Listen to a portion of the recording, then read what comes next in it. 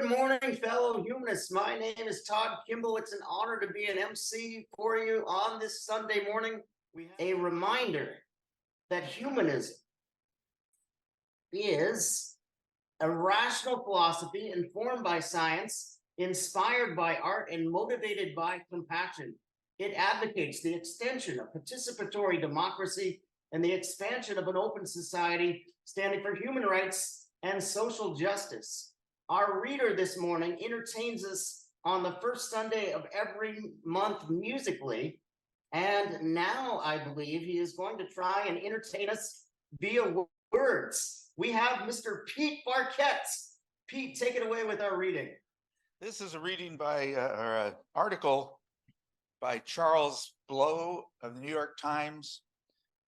The idea that the parameters of the word people can be defined by a speaker or writer came rushing back to me recently as I was reviewing the increasingly erratic posts and comments of Donald Trump. I come to understand that when Trump says people, it is confined to his people. Then his inane utterances make more sense to me. In fact, the whole of the MAGA universe begins to make more sense to me. Recently, Trump posted on Truth Social claiming Comcast, MSNBC's owner, and, quote, others of the lamestream media, end quote, will be thoroughly scrutinized because they are the enemy of the people who should pay for what they have done to our once great country. The people here means his people, the only worthy and legitimate people, the only ones worth defending because they are the only ones defending him. When he says our once great country, he means the country when it most benefited those, he and his people, the true people, I lost a line, are the new civil rights victims in need of a defensive mobilization to prevent continued injury. Trump defense becomes self-defense, and this works. Trump enjoys a commanding lead among Republicans competing for their party's presidential nomination. In part, that's because he has the advantage of having already held the presidency, creating an aura of incumbency around him, lifting and legitimizing him. But his Republican primary standing is also because he is making a political militia of the Republican Party itself, with its core voters activated to defend him no matter what. The person who gave voice to the party's most base instincts is the hero of the Republican base. He didn't try to restrict them, he unleashed them. He spoke to and for the people. He tailored a particular form of populism, one aimed at xenophobes and subversives. This is, I believe, why Trump maintains strong support even as his legal troubles grow. He has been unflinchingly loyal to one portion of the body politic, and his followers are simply reciprocating. They don't worry about Trump torching the country if he's reelected, because they believe they will frolic in the ashes. They believe that whatever benefits Trump will eventually benefit them. Trump has deceived his people into believing in trickle-down tyranny. Thank you, Pete. Outstanding reading, and thank you, Joyce, for some quality arm twisting there. At HGP, we love to honor and learn from our local heroes who are doing critical work in our community. We are excited to have that opportunity this morning. Starting with $3,000, a community need, and a vision, Bridget Calfee has been the director of HomePlate Youth Services since its founding in 2005. Today, the organization is among the leaders in addressing housing instability among youth ages 12 to 24 in our region. Bridget holds a Master's of Social Work from Portland State University. In her time away from work, she tries to be outside as much as possible with her 3 kids and partner. Let's have a rousing ovation from our audience at the Friendly House and a warm yet muted welcome from our Zoom community for Bridget Calfee. Welcome, Bridget. Thank you so much. It's really good to see some of you, and I'm really glad to be here. I was really thankful for the invitation to present to you. I think it's can be challenging to do this kind of hybrid presentation. So I'll save lots of time for questions, but I'm happy to share what we've learned in Washington County over the last almost 19 years. So thanks again. Yes, my name is Bridget Calfee. I use she and her pronouns. Thank you for the introduction. I'm the executive director for HomePlate Youth Services. And today, I just wanted to go over, kind of talk about what we're seeing. I know you all are meeting in Portland. We serve youth in Washington County, so Beaverton, Hillsborough, Tigard, and beyond. And happy to share what we've learned about suburban homelessness and yeah, just appreciation for all of you, as well as the solutions that we found to address some of the needs that we found. So very first, I would love to start with a grounding reflection. I know some of you are on Zoom and some of you are in person, but I'd love for you to close your eyes if you're comfortable, and just think about when you were between the ages of 12 and 24. Who was in your life? Were you stably housed? What kind of activities were you involved in? What adults in your life believed in you and built you up and were there for you? And maybe if there were any, what adults kind of squashed you and made you feel small? And I'd also love for you to like ground yourself back into the place of like your peers and your interactions with your peers. And maybe you're thinking of different activities that you're doing with them, or interactions or faces or names even. So I do that in a way that for some of us, it's been a while since we've been between these ages, and it's a unique time in life. I find it to be a really resilient time. I think there's a lot of like, it's exciting coming of age really, of what we're kind of getting, we're learning about ourselves in new ways, and it matters who's in our life and what kind of support we have, and also the non-support, like when and how does that impact decisions that we have made that have brought us to who we are today. We're going to do a short quiz. So on any given night in Washington County, there are nearly how many youth experiencing homelessness or housing instability? Again, this is a hard, I'm not gonna, you have the answer in your head. Maybe you can say it out loud if you're next to somebody.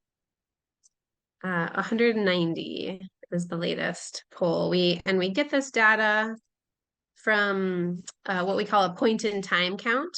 Some of you may be familiar with this in Washington County or in Multnomah County, that there are one night in January where outreach workers and other service providers go out to the streets and find people either in camps or on the street. And so it's like a one night census. And as you can see, it could be limiting if people are not on the street that night, or if they weren't found. It seems it's a pretty tall order to count folks, but it does give us some data. And you can see another way that we do find out what the need truly is homeless students. School districts have McKinney-Vento, it's a law, McKinney-Vento liaisons in every school district, and these folks work with students. So students may tell their counselors or teachers that they're in a housing unstable situation, and then they get referred to them. So that's another way that folks are counting. And you can see the number is much higher there in the teal of just how many students are under that count. So we know the need is much higher. It's a pretty challenging thing to count a population that's pretty mobile. But these are some measures of how we find who's outside and who needs some resources. Next is, which of the following is the least common reason why youth experience homelessness? You can kind of read through this list: mental illness, violence or abuse, drug and alcohol use, sexual orientation, coming out to their parents, and not being accepted by them, autonomy and romance. Yeah, I can have you read through these. And I'll just go ahead and I think I hope you guessed the right one. It's pretty rare that we ever hear of anyone choosing homelessness. And I think by a definition of mental illness, we believe from our experience that no one is choosing that like if they're choosing the street, the other choice is not a fair and real choice. Next one. What percentage of youth experiencing homelessness more likely to drop out of school than their housed peers? Say that one. So it's pretty high. We know that the risk factors of not having a stable place to be make it really challenging to maintain a school consistency and attending school. They can be in a really crisis mode situation and oftentimes have to stop school to find employment so then they can make ends meet. Approximately 7% of youth identify as lesbian, gay, bisexual, transgender, questioning, intersex, and 2S is two-spirit. What percentage of this youth, of homeless youth, identify this way? We can see it's quite disproportionate. 7% of the population to 40% of the population of youth experiencing homelessness. So we know that's overrepresented in other ways that we also see in the data that race is also overrepresented in our community in the homeless population. And then what is the most important thing we can do to support youth who are experiencing homelessness? Help make permanent connections with caring adults. B, give youth a safe place while they decide their next step. C, offer a place for youth to share their stories and be heard. D, recognize that youth past trauma directly affects their life decisions. E, give youth space to laugh, have fun, be creative. F, all of these are important. So this is a little precursor to some of the resources that we provide at HomePlate. I'll briefly kind of go over the need of what causes youth homelessness. You saw this in one of the earlier slides. These are some of the main reasons why we see young people in this unfortunate and kind of in traumatic experience of experiencing housing instability. And the top of the list is family poverty, lack of affordable housing. We know that certainly there's other areas or symptoms. Some people may think alcohol and drug use may be at the top of the list, and while we do see that among this population, it's more on the coping side than it is on the true cause of it. We see it as a systemic issue of our community lacking affordable housing, and we saw homelessness increase throughout the pandemic. Many folks are one paycheck away from being in a much more unstable situation, and we saw that play out in our community. So here's some other stats. So if one earns minimum wage in Washington County and works full time, the most that person can afford in rent is $738 a month, knowing that the recommended percentage of one's income is around 30% of one's income. And we know that average studio in our community is a $1,500.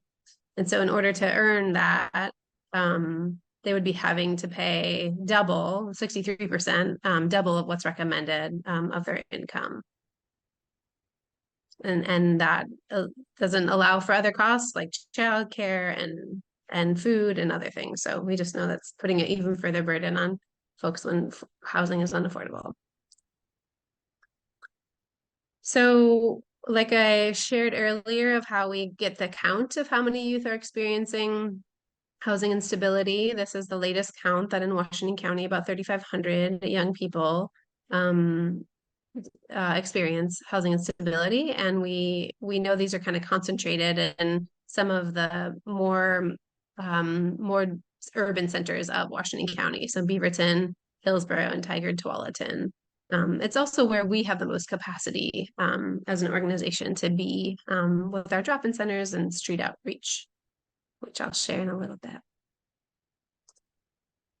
So HomePlate is the only nonprofit in Washington County providing kind of the spectrum of youth services from street outreach, drop-in centers, housing, employment, and education. So some of our core tenets are that youth are first. We center their experience, and when we started HomePlate, it was we knew that they existed in our community. They were coming to other areas, nonprofits and schools, and nothing like that existed. And we knew that they were the experts in their own life, and that we wanted to center their experience and build programs that they said they needed versus what we thought as adults. So HomePlate began back in 2005 as an answer to a community need that there was no safe place, there was no specific nonprofit. Certainly youth were going into Portland to access services. There's much more robust services in Portland. But Washington County youth were finding it to be intimidating, unsafe. If you can imagine growing up in a rural or suburban place and then trying to go to an urban place to find services, it can be overwhelming and intimidating. And so when we started, we got some stats that 25% of the youth who are accessing services in Portland originated from Washington County. So we knew that some youth were accessing services. And then we had all these other youth who were just finding it to be like the things I said, intimidating, and wanted to be served in their home communities. And so it was kind of a perfect storm of different groups coming together to provide a door and an open place where youth could gather and we could learn about what they need, and then we could build services around what they say they need versus what we think as adults they might need. So the groups in the beginning, almost 19 years ago, were we had schools, so teachers and counselors were concerned about what youth were sharing with them about their housing status. We had some churches who were coming to Portland and serving. They were even going on like mission trips to San Francisco to serve back to other communities and wondering why there was nothing in their own community that they could give back to. And then the police also, the Hillsborough Police Department, were some of our early at the table founders. They were picking up youth who said they had no address after curfew, and they would just drive them around all night because they didn't feel comfortable just dropping them off on a sidewalk. And so they were at the table as well. There was no shelter. There's since been a shelter that has come in Hillsborough, but at the time there was no youth shelter.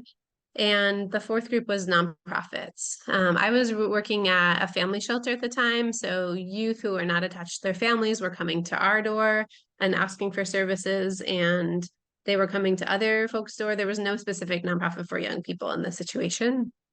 And so all of these groups, it was a perfect storm, like I said, and they all got together and we started HomePlate as just a way that we could meet these young people and learn what they needed. And we had no idea it would evolve the way it has. And the youth continue to just come and trust us. And those early days, I would walk around the sidewalks and let youth know, like if they wanted a service, if they wanted a meal, they could come and grab one and no strings attached. And if they didn't, that's fine too. So it was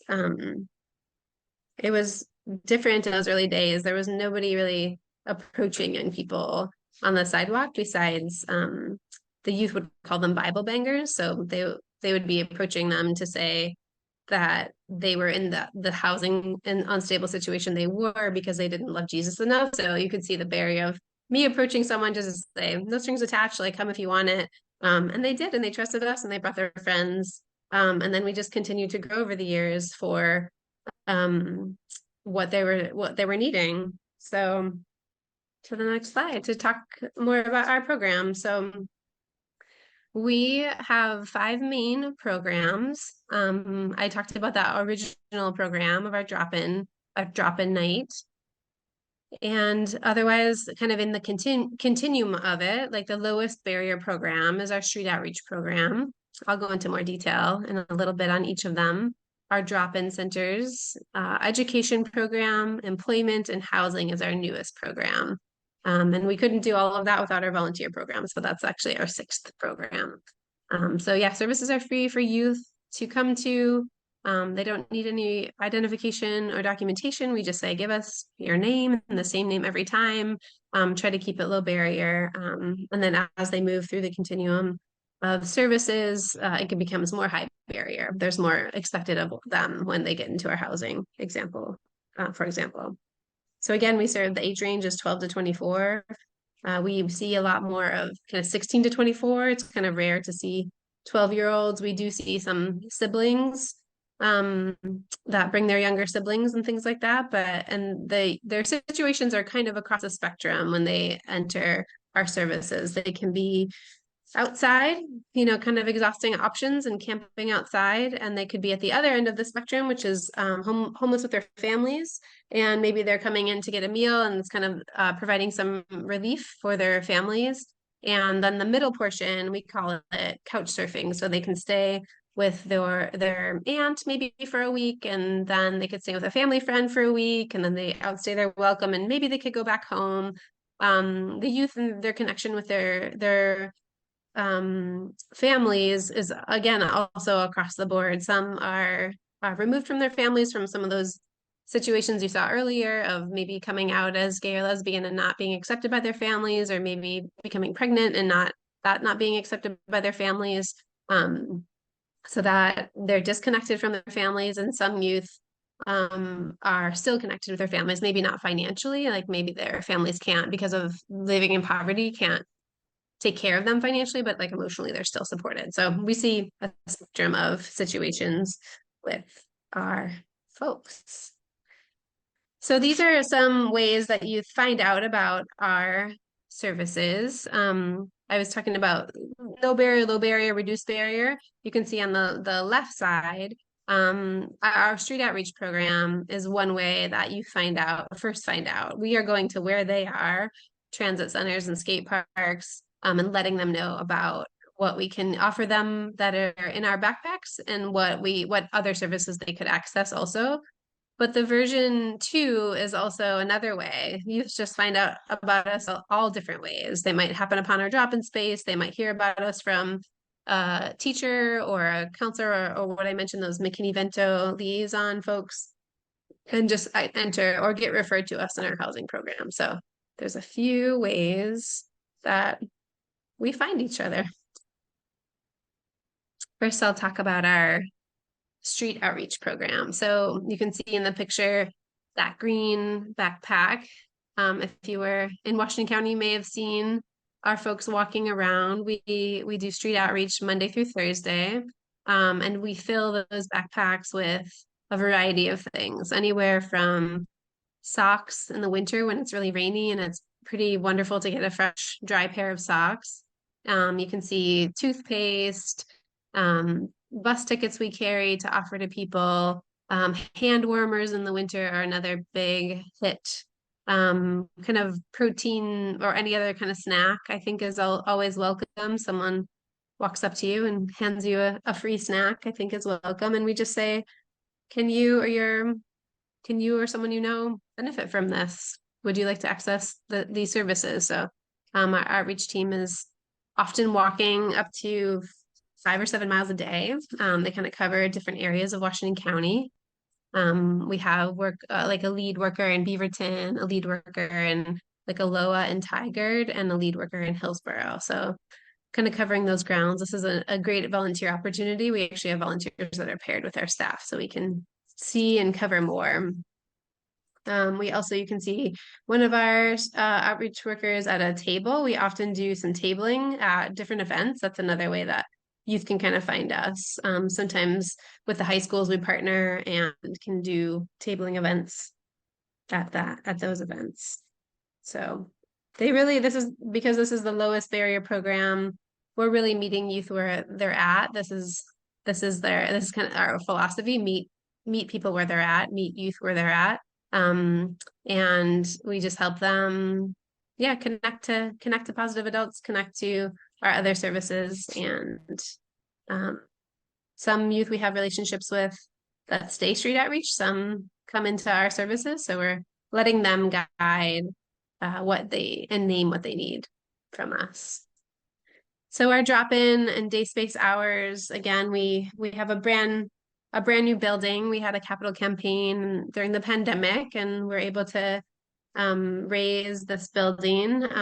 It was a shell of a building when we first bought it, and now it was something we'd been dreaming of and saving for, and we were able to finish the insides and make it work for our needs. And the youth were involved in that process.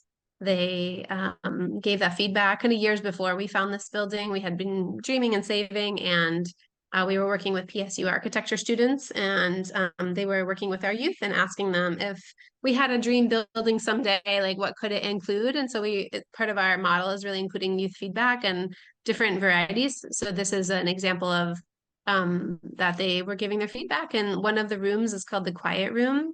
And that is something they said. They said, you know, community spaces aren't really everyone's cup of tea. They can be really overwhelming and noisy for some people, especially introverts, and to have a quiet room would be really impactful. So that was great feedback that we had that we can incorporate into the design, the trauma-informed design of the new building. So, and then, so our drop-in center, we have the quiet room, like I mentioned, where it has lots of resources. They can pick out, it's like a clothes closet, they can go shopping in, all the hygiene supplies, they can, again, go shopping and get what they need. We have showers there. We have a commercial kitchen, so we serve food there, volunteers serve food there. And we also have laundry at our new center. So that was exciting. And it was tricky through the pandemic because our previous site was just a rental, and it was a house, and it was small, so we never closed during the pandemic, but we were able to serve them out the back door, which our model is very relational. We're really meeting people where they're at. We're really learning what their oh, thanks. I saw some red go on the screen. Learning what kind of individualized approach, how they define stability and how we can walk alongside them to get what they need. So we have a center in Hillsborough. That's our original site. That's every Thursday night. And then in our Beaverton new space, we have Monday, Tuesday, Wednesday. So four opportunities for drop-in center. Moving on to our activities, kind of related to our drop-in team plans activities. So this is something that I think it can be stressful being in an unstable housing situation, especially as a young person. And oftentimes they can feel like they're in crisis mode and wouldn't necessarily have the funds to do some activities that their peers have access to, like snowboarding or going to the beach or going to a Blazers game, as you can see in some of these pictures. And we think it's a really important thing to be able to offer that. I think, you know, most of these young people are from Washington County. It's a very high percentage, about 95% originated from Washington County. We occasionally get folks from other communities, but they've grown up in Washington County and they might never have been to the ocean. And we're not far from it. And so it's pretty remarkable to be able to provide that access to going to the beach and the ocean. And I'm sure you all have been there many times and can attribute like how special it is and how close we are and how wonderful that can be to have a adventure there. So yeah, activities are a big part of it. Yeah, we do a beach trip every year, snowboarding every year, try to get Blazers tickets donated when we can. You can see in the lower left corner, we have a like kind of a recording recording artist that comes that uses their equipment, and youth can kind of do musical things. We have artists that come in that work with our youth to work on their inner artist, and that's been wonderful to provide. Let's see, our education program is one that provides scholarships, tutoring, homework assistance, life skills workshops, and then access, like anything they need. So often the FAFSA is a very intimidating form to try to get financial aid when applying to college. So that's something that often these youth are folks who have kind of fallen through the cracks of a family system and the school system, and HomePlate may be the first place that they feel the true sense of belonging. And so youth who would be naturally surrounded by a community and supportive adults that maybe were modeling going to school and had that privilege, youth can use our staff to help them walk through some of these complicated forms as far as FAFSA or navigating the education system around GEDs or finishing their diploma. Our scholarships are less about traditional scholarships of getting youth into school, but they're more about, so we help youth find those scholarships. And what our scholarship is around kind of like a cost of living. They present an application and a budget. Do they need help? Like, what are the barriers to help them be successful in school? Is it helping us pay their phone bill for the year or two that they're getting a certification? Is it every student in the education program gets a laptop? And so that, and I just remember a youth getting handed a laptop and was like, you're giving me a laptop? Like, no one's ever given me a laptop. And just like, what, it's a holistic approach to like, what are the barriers to accessing education? Because we know the benefits, and the research is very clear that youth who can get access to a degree have a likelier chance of earning higher income.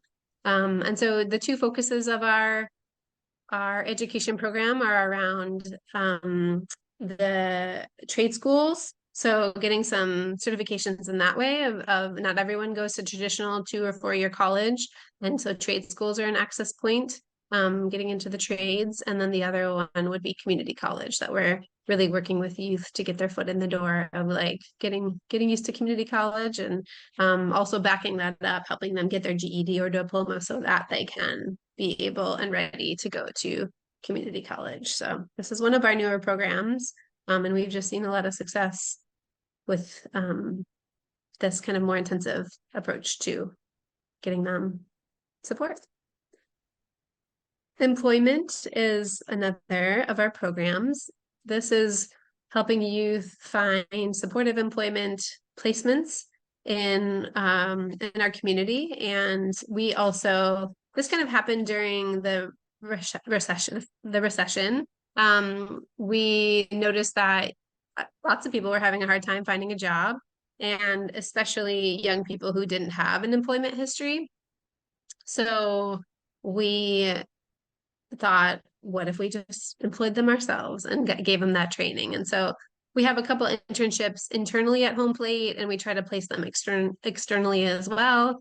And we also have started a few social businesses internally. So Sit and Stay, you'll see on the right, is a dog watching service at the Beaverton Farmers Market, where youth are paid to watch people's dog. That market doesn't allow dogs in the market. And so it's like dog sitting, and they learn dog training, they learn cash management, they learn customer service. And we've seen a lot of success, I think.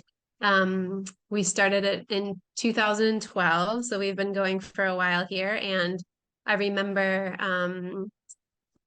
youth early on, we get members from the community that run businesses to be on like the interview committee, and we're trying to kind of mimic what they would expect at a true job, so they're getting that experience. And one of the youth got a job a couple weeks into his time at Sit and Stay, and he was pretty nervous to share that with us, like, oh, I have a job. And we're like, that's the point, this is so great. So he, Sit and Stay was just on Saturdays, so it was a limited job, and he got a full-time job. And so that was a pretty exciting news. And we're like, yes, go, this is great. Like, this is the job that we are happy when you quit, when you have something more gainful to go to. So yeah, and other things that our employment team does, they work on kind of resume building, interview skills, things like that. They work together to do that.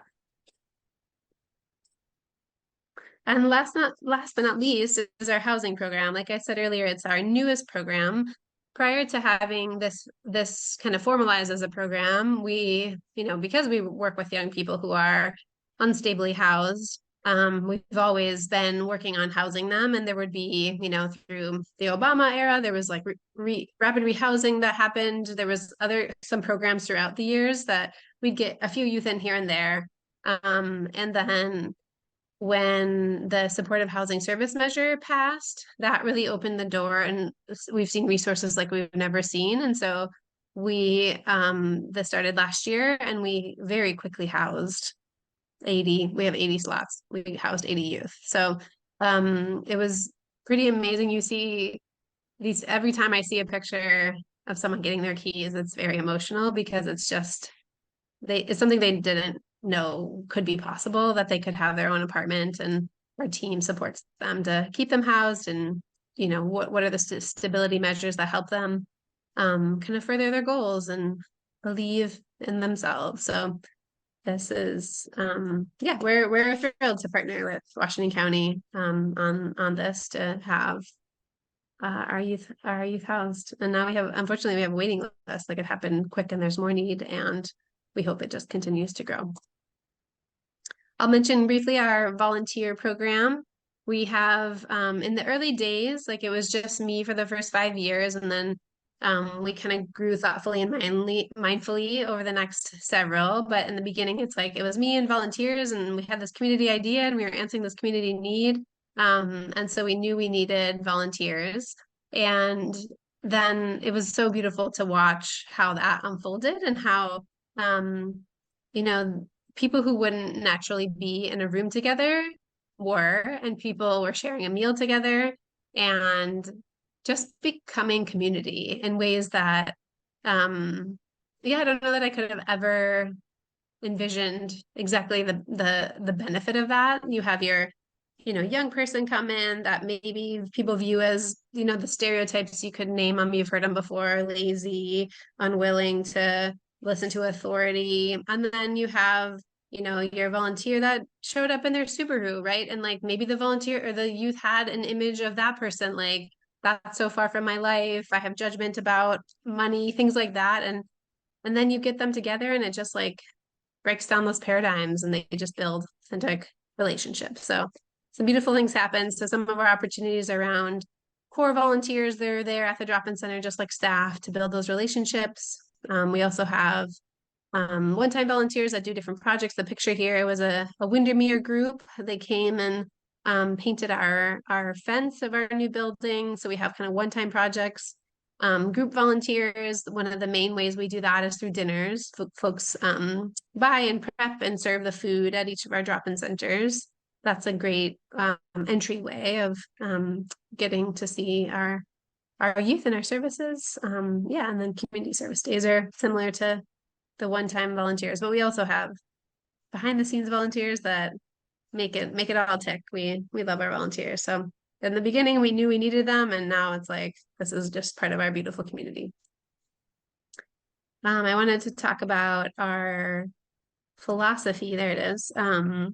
So we have kind of two main philosophies at HomePlate. Youth work is one of them. Youth work is its own profession. Its parents, if it was a Venn diagram, its parents would be coming from education and from social work, but it has its own principles. It's not very common in the United States. It is more common in the UK and Canada, kind of a different way of relating to youth, and kind of seeing them in the driver's seat of their life. That they, like a 16-year-old has 16 more years of experience in their own body than I do. So really trusting them and their what they want for their life. And adults are here to like guide and support and point out, what consequences might come from different choices. But ultimately, the model says not to tell youth what to do, but to like help them really discover their path. And the other one is the Circle of Courage. This is a model founded in tribes in South Dakota, based in Lakota Indigenous tradition of, it's a youth model, but it's really a human model, basically saying that these are 4 quadrants of mastery, belonging, independence, and generosity. And that when they are out of whack, like mastery, for example, if one were to lose their job, it would stress the other quadrants and it would be out of balance. And so our work is to always kind of be keeping these in balance and be keeping these fulfilled. And so whenever we add new programs at HomePlate, or just kind of, we look through this lens, like, does it meet these needs of offering an opportunity for further belonging or generosity, helping them be self-sufficient and independence, but interdependence on understanding, and then mastery. I think some early day, like part of at our drop-in centers, we welcome youth to support, offer generosity by coming and, cleaning up the chairs with us and giving back. We do volunteer appreciations days where the roles are flipped, where the youth are providing the meal for the volunteers. And we all have a need to feel generous, and youth do too. Even when they're in crisis, they actually are the most generous humans I've ever met. Some come with so little and offer so much. So I've learned so much over the years from their resilience, their generosity. It's remarkable and beautiful. So another example I'll share about mastery is at some point, back in the early aughts, we had a Nintendo Wii, and we would have that at our drop-in center, and you could play it. And I didn't grow up playing a lot of video games, so didn't necessarily see like the benefit of it. Might have thought, might have had a judgment that it was like a time suck. And then youth came in and they were experts at it. Like they were so good at certain games, and they could model this mastery, and I could model a student, and they could teach me and other staff and volunteers like how to do this. And then I just remember this one youth, and then it was like he was so good. It was like I don't remember the game, but it was so impressive, his skills at the certain video game. And then he got to teach us. And then the next activity, we had artists there, and it was something that this youth we've had before. And this youth was like, I did not touch that. No way. I would never go do that activity. And then after the session of video game, it was the first time he ever sat down at the art table. And it was like the confidence he needed to try something new. Like I did that. I was able to teach, and maybe I could also learn. So again, we try to put this model into into any program decision that we're making and go from there. I wanted to leave lots of time for questions, so I welcome them from you all. Thank you, Bridget, for your outstanding work in our community and for an exceptional presentation this morning. I find your service model inspiring and very comprehensive and kind in its delivery. Really impressive. Yeah. You inspired some questions that came in during the presentation, and I'll get to that momentarily, but I wanted to ask a couple of questions first. First, just a clarifying question. How did you come up with the age range of 12 to 24 being the service range that you offered? Yeah, thanks for that question. There's a lot of research on brain development, and that the prefrontal cortex is part of decision making, part of really thinking things through. And the research shows that the prefrontal cortex, I'm doing this because they call it about like, if this is your brain, this is like when you're flipping your top, like you're irrational, you've become angry, your prefrontal cortex is no longer driving your decisions, but your primal brain is. And so in the youth, the prefrontal cortex is not fully developed until age 25. And so with that understanding is how we determined that it is this like young adult population also that could be using some supports around services. And knowing that when you freshly turn 18, then you're expected to go into this adult system that has a wide range of folks who have been in experiences. It is important to kind of serve youth in in like a hybrid, a more youth identified setting than like a adult setting. So that's kind of a transitional age, but yeah. Okay. And my second question, I'm a realtor with Living Room Realty, which I think is a progressive firm in terms of helping community, and I'm proud to be there. And as a person in a wheelchair, I find myself representing folks that other realtors don't typically represent. So my question is about your housing program. I would imagine for the youth below the age of 16 to 18, there's one model for how they acquire housing, and then for older people that you serve, there might be another model. Can you get into that a little bit? Yeah, of course. So for the housing program that we started, that I was talking about, housing 80 young people, that's actually for 18 to 24.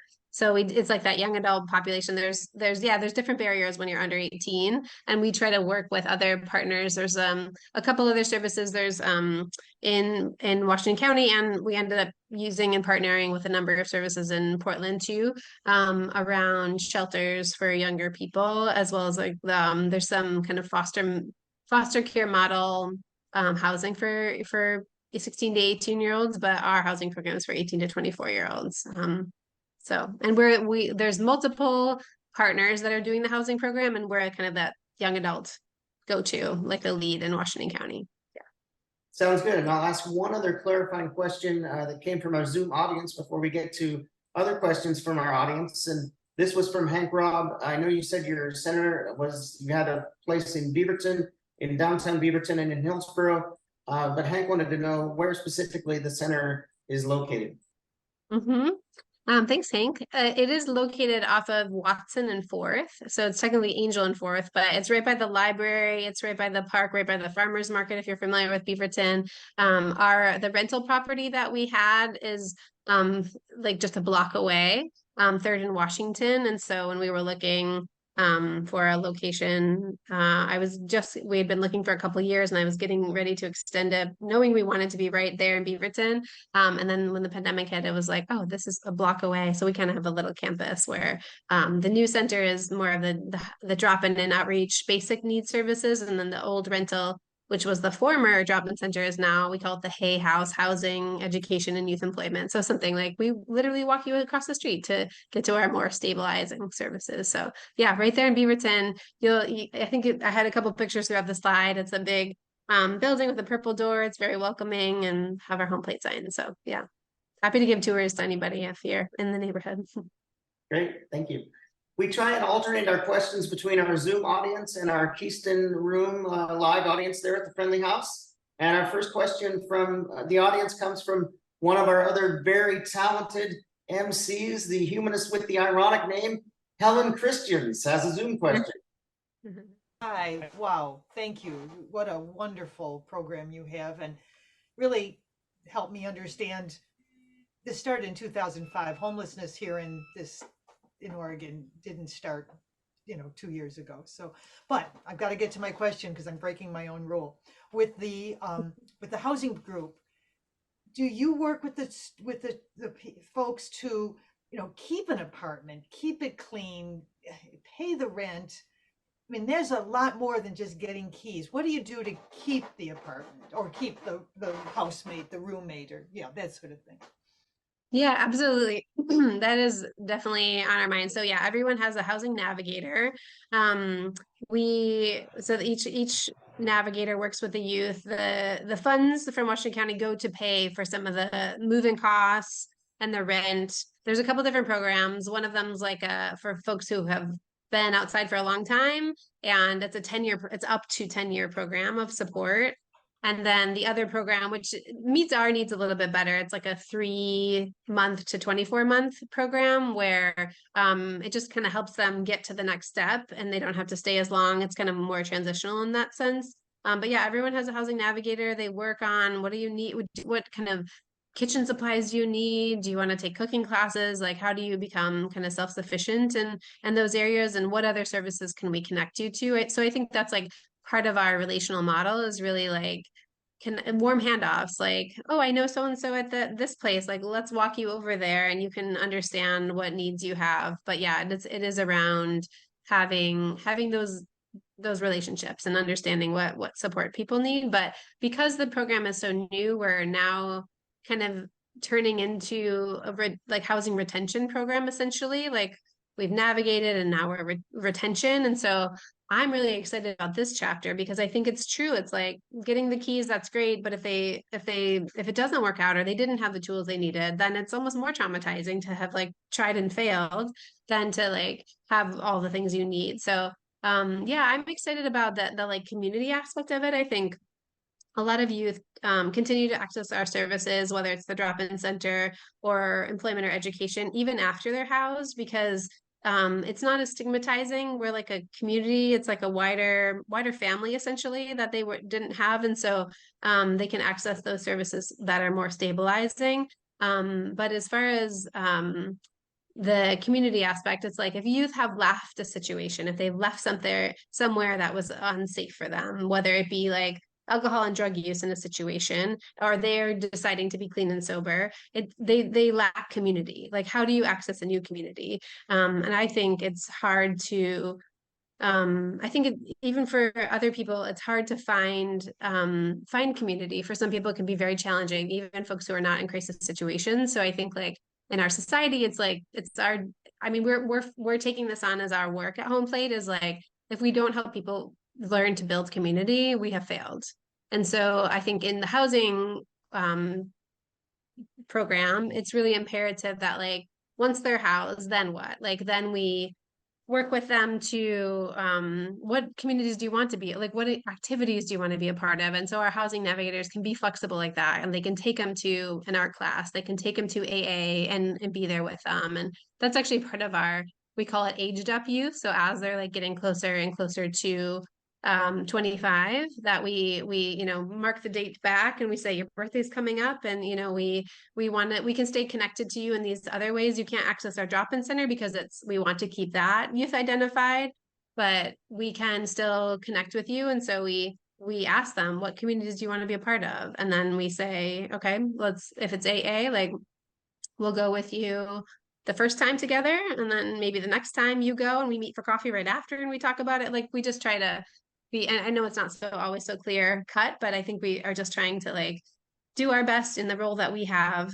to help them build community, because they can't call us at midnight. Like we need to build an environment where people have people to call at midnight if they need to, and so I work with our staff to kind of be like, we are friendly with folks, but we're not their friends, and we play this role. So we're relationship based, but it can only go so far, and we want to help everybody find their people, if they haven't already. So foster healthy relationships. Yeah. I see that I can echo those sentiments. MCs think alike, and just your compassion is so impressive in the way you approach things, Bridget. It's such an impressive organization that you've built here. But we have Joyce coming to the mic. Joyce, the great arm twister of the day. Joyce, come in with your question. I have two questions. The first one might just be a yes or no. I don't know. But are there similar services available in Portland to the youth here? Yes. Yeah, I can name a couple. So yeah, they've been around longer. I think homelessness in Portland is more street acculturated. You see it, it's more visible. In Washington County, it's easy to miss. It's becoming less easy to miss, but you could easily get in your car and drive and not see it. But in Portland, it's much visible. All to say that services have been around a lot longer. The most closely aligned service that we kind of partner with, as far as like philosophically, is PAIR. They're right there in the Pearl. And they're kind of an art program, small, work with youth, do activities, things like that. We're mostly kind of closely aligned philosophically with them, but the other kind of main services are Outside In and New Avenues for Youth, and then Janus Youth. There's like, and even DePaul has a number of services. So yeah, there's more in Portland. Oh, thank you.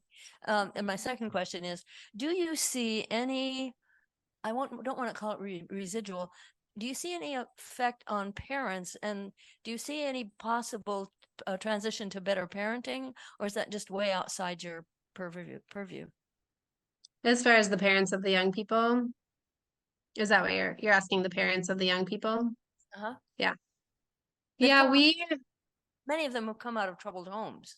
For sure. Yeah, that isn't our focus. Our focus is the young people and helping them kind of be cycle breakers, if that, like, what support they need. A lot of them have kids themselves. We have, at some point, it was a few years into HomePlate, and we were looking around and we're like, everyone is parenting or pregnant. Like, how did this happen? And I mean, it was kind of back when, in the Bush era, where abstinence only education was the mandate, and not all schools chose to even teach that. So it was like youth that literally did not get sex education. And so we created a program called HomePlay where it was like home play, where it was on-site childcare for those parents because a lot of them were doing it by themselves and they, needed respite, whether it was to like eat a meal in peace. And as a parent of young kids, I'm like, I didn't get it then, but I understand it now. And or work on a resume or just have that time, that is like a break for them. So we really focus on the young people and their kind of how they then are raising their young people if they have them. Sometimes the parents come into play, the parents of the youth come into play. We don't provide anything formal for that, but we often, if the youth want them involved and there's conversations we can support. But yeah, we're really focusing on how can they have communication, or how can they set boundaries, or how can they kind of move forward. So yeah, out of our capacity. We wish we could do it all. Hank Robb has been an active participant in the chat. He's got a couple of questions. I'll read one and then we'll take some other questions and I'll get to the second one before Q&A is over. But the first question Hank asks is, can you say more about the housing program you referenced that occurred under the Obama administration? Sure. There was funding. I mean, every once in a while, there's like programs and funding for different housing programs, and that I'm trying to think of the exact years, but there was housing a housing program through the federal government that provided resources for something similar to what we're doing now, and people would get these opportunities to have their rent paid for a certain amount of time. And so that was like the only other period that we saw stability happen at a more bigger scale than otherwise. We work with youth who are like, we're just working on getting them on wait lists, like project-based Section 8, and the wait lists are very long, so people have to wait a long time. And it was like 1, 2 here and there getting it, and that was the time when there was more resources provided by the federal government to keep youth housed. And sorry to jump in, but that program went away. Is that the implication? Yeah, it was brief program, time limited. We'll get to your second question momentarily, Hank, but let's go back to the friendly house for a question at the mic. Yes, thank you, Bridget. Very impressive that you stood this great program up from scratch. And I was wondering what inspired you to do that rather than working for an already existing organization. Thank you for that. Yeah, I guess I didn't go into more of my personal side of things. I think for me, it was less that it was like, I have this great idea and I'm going to start this nonprofit. It was like I was just in the right place at the right time when I was around these community members. I had just done a post-grad volunteer program, like AmeriCorps. I was in the right place. I was running these kids programs.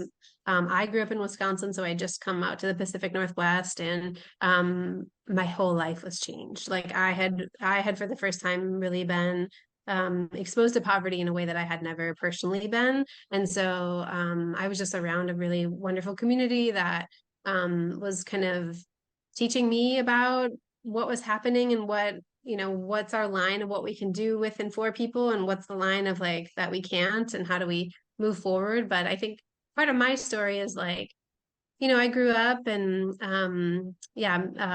Wisconsin, in like a kind of small town rural place, and there was time when I was a young person that I didn't feel like I belonged, and I didn't find my people, and I felt left out of things. I didn't it wasn't always communication wasn't always kind of like modeled how to get through some of those things. And so I had, a number of adults in my life that believed in me, and I started to feel and find that belonging later. I had coaches, my parents were supportive in different ways that showed up for me. And so, yeah, when I got to this place of being like a young adult myself, it was like, I feel like I have a lot of love to give, and this is a place where I can offer that, and I can be an adult that I wish I had in my life, and or that I did have in my life. And so, and then as I kind of progressed through time, like it was just me in the first 5 years, and then we've grown. And at some point I had to make a decision, like I got into this work to be with the young people. Like they give me life. They're incredible and really fun to be around. But at some point it was like, do I stay with the youth? And ultimately made the decision to keep kind of going admin and hiring more people. And so it has felt like our impact can be greater by growing our team with this philosophy that I really believe in. And it's very clear that when you give people a choice to make decisions, they can own them and do them well. Yeah, thank you. I believe we have a third question at Friendly House, and we'll get to that momentarily, but let's go back to our Zoom community, back to the Christian's household, and a question from Al. Yes, we have lots of examples in America of highly talented, gifted, or high ambition individuals who had unstable housing in the same age range that your organization focuses on. You mentioned a fellow who is very good at video games. Do you have any other examples of high talent or gifted individuals who've come through your program? Yeah, thanks for that question. Yeah, I have a million stories. And I mean, I guess like the message is they're just like other youth in that way they all have strengths and gifts. And, for a while we had one of our social businesses was It Takes a Village. And it was basically we were like painting these little villages, and then they were art displays, and we were selling them, and it was incredible, the talent. Like, I think we were like, we can just paint them basic and it was just like, this is high class art. Like, this is such beautiful art. And they were so talented. And even now we have in our new building, we have a mural, and the youth painted the mural. And it was just like, very, very high talent in that. I think often what's coming to mind is like, we did this impact study a few years ago where we were like asking the youth the impact more about like how has their stability changed since coming to HomePlate as a measure of how we're doing versus like just asking how are we doing,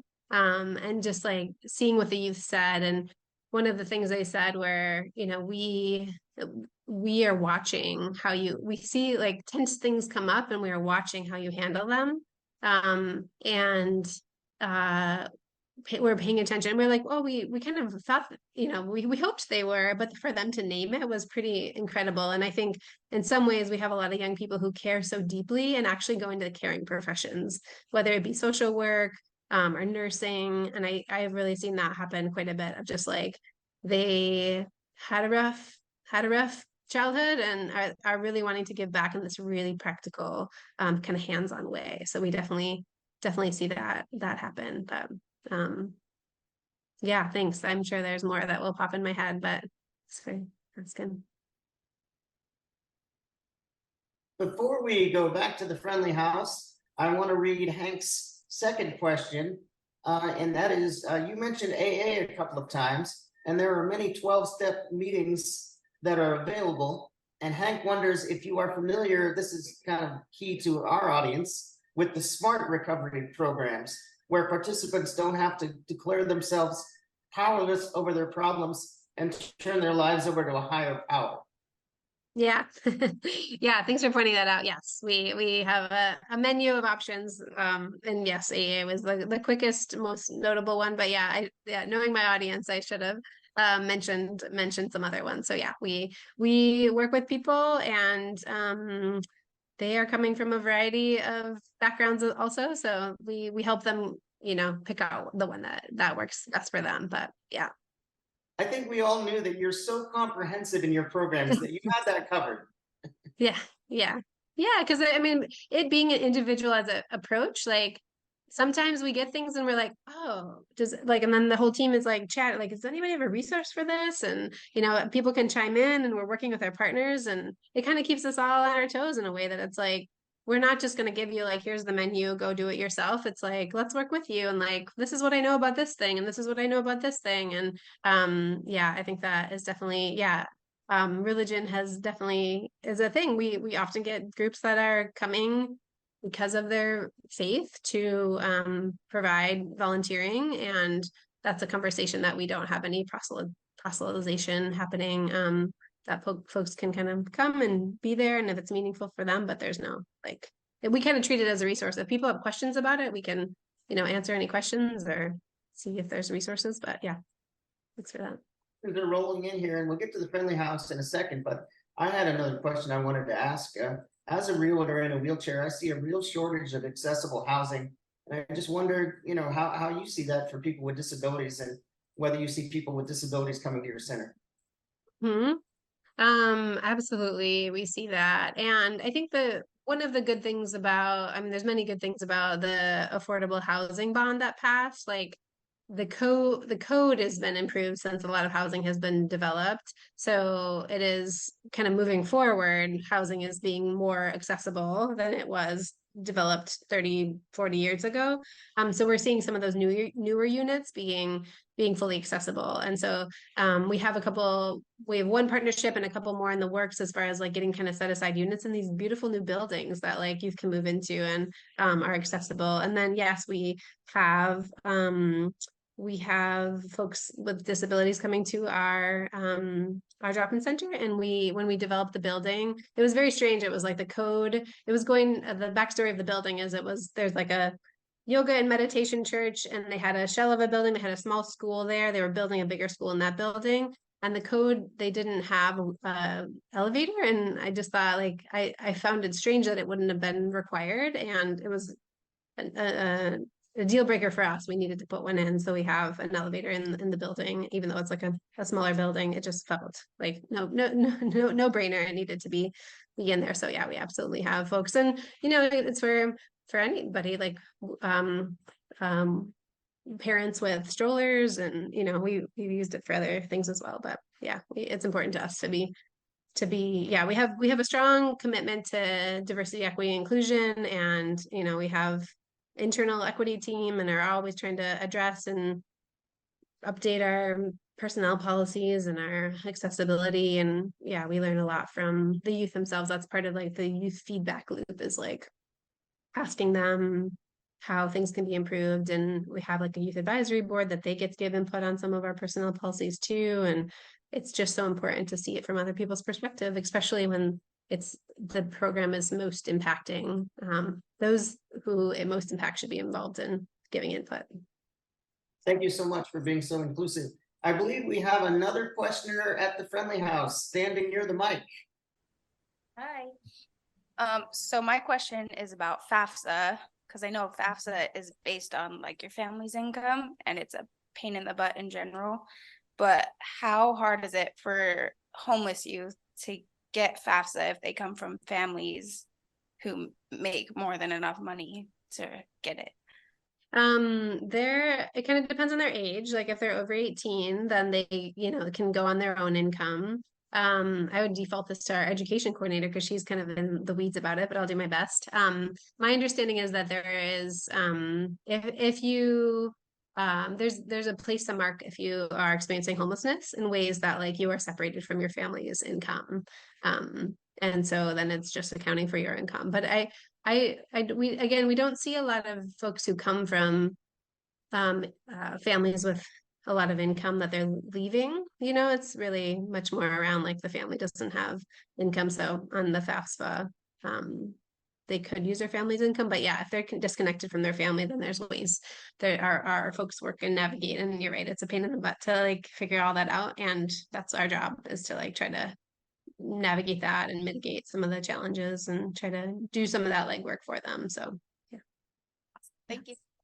But yeah, so there seems to be some cases where people will still feel more comfortable on the street than going back to some, even if they're offered housing, sometimes they'll be hesitant about taking it.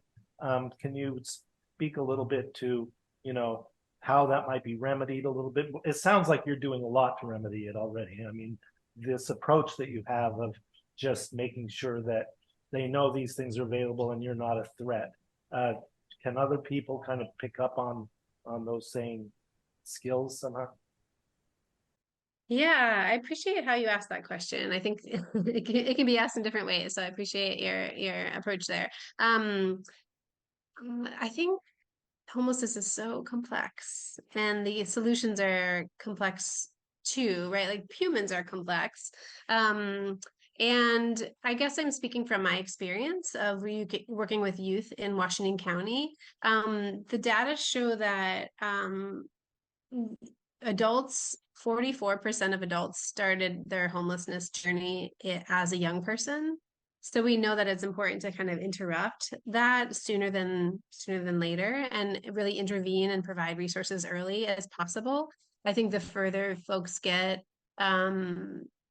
into living outside, for example, the more I don't know if comfortable is the word, because that's far from comfortable, but it's what they know. It's like they've lived this life of trauma. Like living outside is traumatic, and there's so many other things that that are coming your way if you are so vulnerably in that situation. And so I think it can be, I mean, I think like from this mental health definition, that if we had the proper supports to support our community members and we supported them at all angles and places, then I think that situation would look different. But it's true that like if someone's been outside for so long and they've got what they have their sense of control, which is hard to do when you're in that situation, and then you flip it off and put them in something that we deem as like better, right? And I've heard this before, they like sleep on the porch, like they just like it's just what they're comfortable and used to. But I do think I think that those stories are rarer than they get media. And so I think it's the majority of that. But yeah, I think it's very traumatizing, and until we really address mental health and physical health and holistic care and our insurance situation, like we really aren't taking care of each other in ways that like let people be in the best situation to thrive, and all of that. So I hope that gave you a little more. I don't know if I fully answered your question, but yeah. That seemed to answer it. Very detailed answer. Thank you for that. And Helen has remembered her question. So let's go back to Helen in our Zoom community. My question was about medical. Where do the 12 to 24 get medical care if they don't have, I would assume they wouldn't have insurance or be connected to insurance. How do they get medical care? Yeah, if they don't have income, they qualify for different programs. And so we can help them get, different things like food stamps and Oregon Health Plan. We help, and that's something that we work with them on, is signing up for those. Because again, similar to the FAFSA, it's like complicated to navigate. It's a full-time job to just like get your basic needs met. So yeah, that's something that our team at every level does, whether it's street outreach, drop-in, even housing, of just making sure people are signed up for all the benefits that are accessible to them. And then there's other partners. There's some free clinics, and in Washington County, there's a really great mental health clinic called the Hawthorne Clinic. It used to be walk-in. I'm not remembering if they switched their model a little to more appointments, but we try to work with other, and that's part of it, as we work with a lot of community partners, and we're trying to be up on who's doing what. So our team, we're not licensed counselors, right? But we are trying to like, this is what we can do, and this is who we can, help you meet. And there's such a lack, so not everyone's getting those needs met easily. We're going to close out our official Q&A period with questioning time that's been very inspiring, very informative. Thank you for this time, Bridget. We have a fifth question at the Friendly House. I hang out at Elsie Stir over by where you guys are, and we get a few people that are homeless. Not very often, but a few come in. But every once in a while, we'll get somebody who has really heavy mental issues, and they want to sleep there or in the bushes or something like that, and they try very hard to find, connect them up with some kind of services, and it seems to be way more difficult than you would think it would be, and these people are barely functional. What's the question? Well, the question is, do you have that problem of trying to get help for people with severe mental problems? Yeah, it's a huge need in our community. We absolutely run across people who have not had their needs met and have kind of exacerbated, have gone far down the path. I mean, I think I like to think of it as like less of like these individuals' problems and more like the societal challenge that we haven't provided the right supports for our community. And so we in a sense are allowing our community members to get so far into their illness that they're manifesting in this way, and it's impacting us much more than it would be to like have had their basic needs met around all of the things: housing, education, um food, basic needs like that. So that's a kind of macro answer, but I guess to answer the specific thing of just like we absolutely see people who are really, really struggling, and we do our best with the resources that are there, and we know it's such a gap. Yeah, I mean you're in LC Sir, and we're so close to that. And I will say, like in Beaverton there's another shelter going in, knowing that yeah, the needs are so much more than the resources, and we are doing our best, and it continues to be a great need in our community that we kind of need broader structural shifts of how we support young people and people who are needing a lot more support and struggles. And it's hard, to your point, it's hard when it gets to a very far point of extreme challenge to know what to do about it. It's like backing it up and starting even sooner, because that just will keep happening. So Bridget, I'll give you a last word of inspiration or something that you may need from us. Either tell us, how we can help you, or give us one final story of inspiration, something that most recently touched your heart and continues your inspiring work. Okay. Yeah, I mean, for those of you, if you are in Beaverton or any other part of Washington County, we do have a lot of volunteer needs and opportunities, and welcome anything we get donated, we give away. So any of the like hygiene supplies and all of that, we have a wish list on our website, as far as what are the things that we're needing. But as far as, I mean, cash is great. That really helps us get through, and it really allows us to do our programming flexibly. I think that's sometimes when we get government funding, it's very important. And because we're so flexible in meeting youth where they're at, it doesn't always provide the flexibility it provides when we can have more flexible funding. So I wouldn't, be amiss to say that is just like an incredible way to support, but obviously your time, materials, and donations would be helpful. There's a lot of services in Portland if there's something closer to you. So I would, recommend you could get involved with them as well. We're kind of like all better for it if we, all of the services are supported. And then I guess I'll close with a story. The one that's really recent that happened was a young man. I'll just call him T. T was accessing our education program and our housing program. And prior to that, homeless with his family, or needed to leave his family. So just like when we got to him, he was just like ready. He just needed some support to get on his feet. And he graduated from our education program.